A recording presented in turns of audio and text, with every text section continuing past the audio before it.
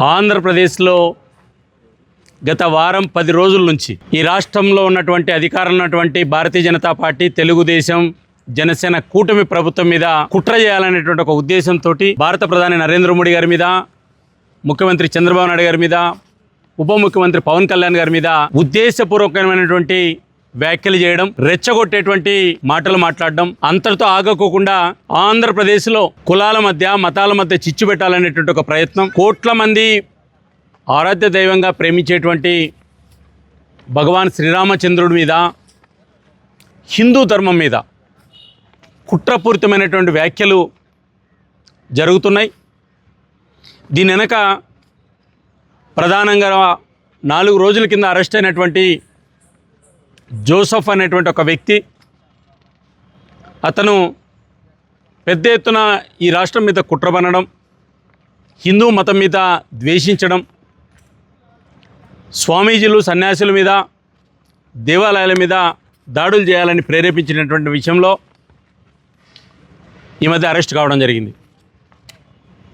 పూర్తిగా ఈ జోసెఫ్ ఎవరైతే అరెస్ట్ అయ్యారో, ఈ దేశం మీద కుట్ర పడినటువంటి వ్యక్తులు ఎవరైతే ఉన్నారో, దీని పూర్తిగా ఈ కుట్ర వెనక ప్రకాష్ రాజ్ గారి యొక్క ఆర్థిక సహకారం, సినిమా నటుడు ప్రకాష్ రాజ్ గారి యొక్క ప్రేరణ, వారి యొక్క ఆలోచనే ఈరోజు ఆంధ్రప్రదేశ్లో ఈ రకమైనటువంటి ఒక దాడులకు కుట్రబడినారనే విషయం స్పష్టంగా అర్థమవుతుంది.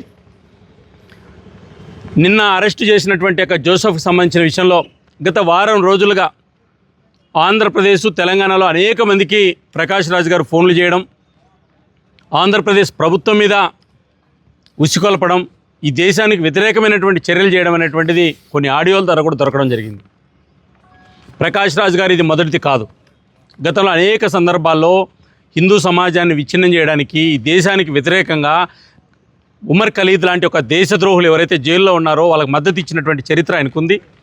అందుకు ఈరోజు ప్రకాష్ రాజ్ యొక్క చర్యల మీద భారతీయ జనతా పార్టీ నుంచి నేను వ్యక్తిగతంగా ఈరోజు పోలీస్ స్టేషన్లో ఫిర్యాదు చేయడం జరిగింది.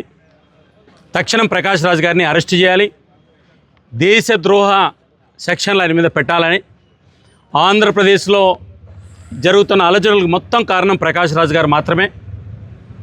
ప్రకాష్ రాజ్ గారితో పాటు అనేక మంది కుట్రలో పాత్రధారులు, సూత్రధారులు ఉన్నారు. ప్రధానమంత్రి గారి మీద, ముఖ్యమంత్రి గారి మీద, ఉప ముఖ్యమంత్రి గారి మీద ప్రకాష్ రాజ్ కుట్రబన్నాడు, హిందూ ధర్మం మీద కుట్రబన్నాడు. వాటి చర్యలు తీసుకోవాలని కోరడం జరిగింది. రెండో విషయం,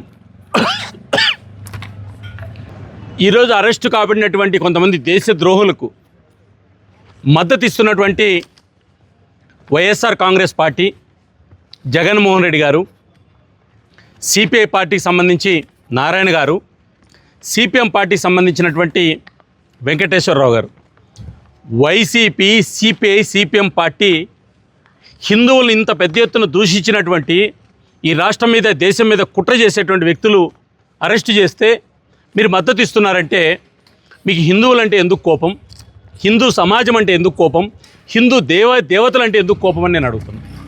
2, ఈరోజు జోసెఫ్ లాంటి వ్యక్తికి మీరు మద్దతు ఇస్తున్నారంటే, ఆయన అరెస్టును ఖండిస్తున్నారంటే, ప్రకాష్ రాజ్ లాంటి వ్యక్తులకు మద్దతు ఇస్తున్నారంటే, స్పష్టంగా ఈ రాష్ట్రంలో మీరు ఎవరి వైపు ఉన్నారనేటువంటిది వైసీపీ, సిపిఐ, సిపిఎం పార్టీలు స్పష్టంగా ఈ రాష్ట్ర ప్రజలకు ఏమి చెప్పదలుచుకున్నారో చెప్పమని చెప్పి నేను గుర్తు చేస్తున్నాను.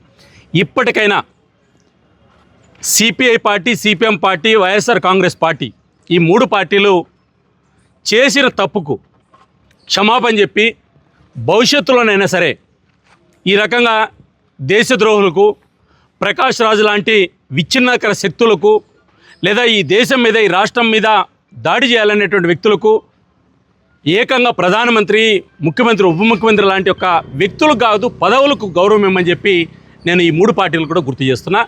లేదా ఈ రాష్ట్రంలో వైఎస్ఆర్ కాంగ్రెస్ పార్టీ, సిపిఎం పార్టీలను ఈ రకంగా మద్దతు ఇస్తే సమాజం క్షమించదనేటువంటి విషయాన్ని కూడా గుర్తు చేస్తున్నా. హిందూ సమాజం మిమ్మల్ని ఎప్పుడు కూడా ఉపేక్షించదనే విషయం కూడా గుర్తు చేస్తున్నాను.